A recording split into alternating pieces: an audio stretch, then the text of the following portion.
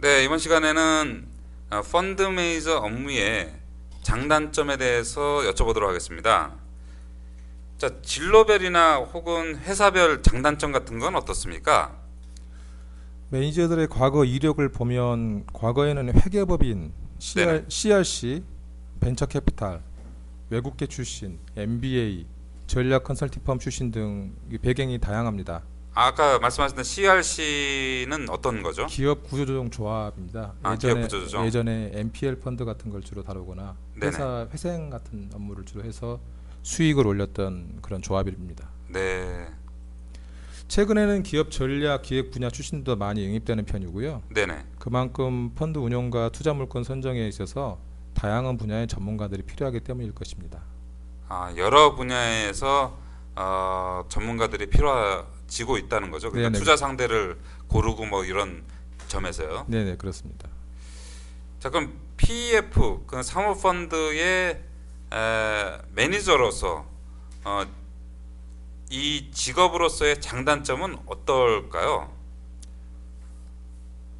공모펀드 주식 운용력들은 장내 주식을 거래하기 때문에 네네. 유동성을 유지하는 게 키인 것 같고요. 네. 실적이 떨어지거나 부정적인 뉴스가 퍼질 경우에는 일부 손실을 감수하고라도 처분하면 되지만 네네.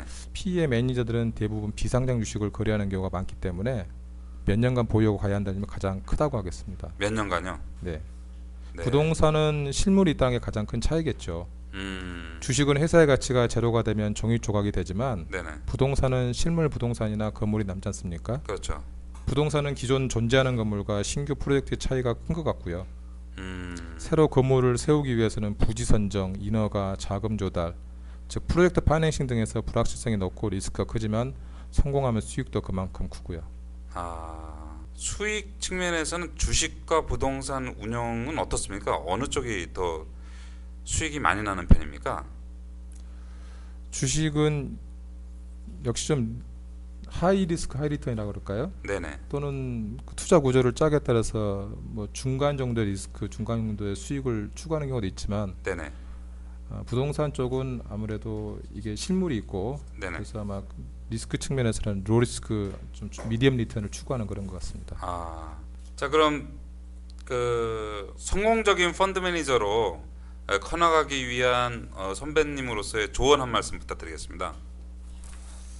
일단 전에도 말씀드렸던 것처럼 명망 있는 하우스에 들어가서 좋은 네네. 사람들과 시작하는 게 중요한 것 같습니다. 좋은 사람들과 스타트를. 네. 저희가 어디를 들어가든지 첫 직장이 중요하다고 하지 않습니까? 근데 좋은 면망 있는 하우스 들어가기 쉽지 않잖아요. 예, 쉽지는 않습니다. 어떻게 해야 돼요? 계속 트라이를 해야 되죠. 계속 트라이 해라. 네. 그리고 여러 가지 프로젝트를 하면서 인적 물적 네트워크를 쌓아가면 경험과 노하우가 쌓일 겁니다. 네. 그러면 자신만의 프로젝트를 하게 될 날이 올 거고 또 어려움이 있고 난관이 봉착하더라도 강한 정신자들 끝까지 나아가야겠죠. 알겠습니다. 자, 그럼 이 펀드 매니저라는 직업에 대한 개인 의견 어떻게 생각하십니까? 그리고 취준생, 지금 취업을 준비하는 여러 학생들에게 한마디 해주신다면. 역시 좀 어려운 질문인데요. 네네. 제가 9년간 이 일을 업으로 해왔지만 네네. 저 역시 이 일이 저한테 잘 맞는 일인지는 잘 모르겠습니다. 왜 그런데 돈 많이 받으셨잖아요.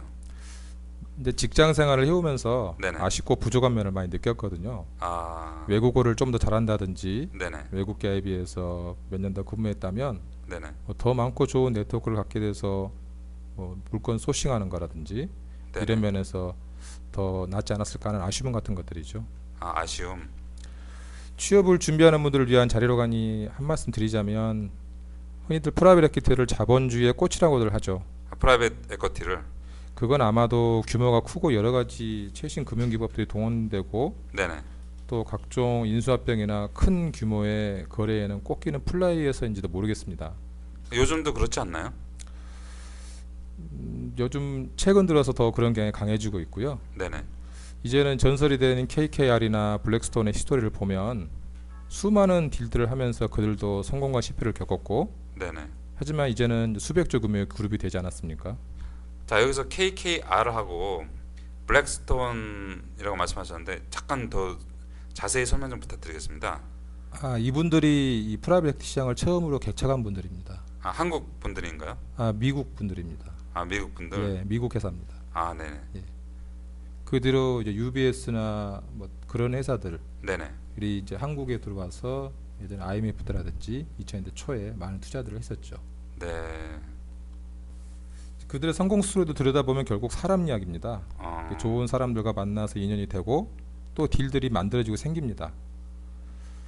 이쪽 업계는 나름 진입장벽이 높아서 신입들은 자리 얻기가 힘들다고 합니다. 진입장벽. 네. 그 인맥인가요? 진입장벽은? 인맥이라기보다는 일단 신입이 들어와서 할 수 있는 그 업무가 많지 않기 때문에 그럴 겁니다. 그래서 결국은 경력직을 선호한다는 거죠? 네네. 그래서 이제 신입들이 들어오면 주로 리서치나 네. 분석 또는 엑셀이나 파워포인트 작업들도 많이 하는데요. 이런 거는 이제 기본적으로 갖춰주면 좋겠고요. 네네. 또 국내 딜 외에도 요즘은 해외 딜들도 많이 생기니까 네네. 자신만의 외국어 실력과 회계 재무면에서 능력을 증명하면 네네. 기회가 생기지 않을까 생각이 됩니다. 아, 또 입사 후에도 네네. 성실하게 근무를 하면서 자신의 담당 업무의 새로운 분야에 대해서 학습 본능이라 그럴까요? 여러 가지 계속 공부하고 노력해야 된다는 네, 거죠? 예, 그런 것도 좀 필요할 것 같습니다. 또한 높은 연봉을 보고 들어오더라도 또는 나중에 자신의 회사를 차리고 싶어 하더라도 네네. 특화된 분야, 전문성 이런 게 필요하다고 보고요. 네네. 임원급 등 경영진 차원으로 올라가면 투자 철학이나 비전도 업계에서는 봅니다.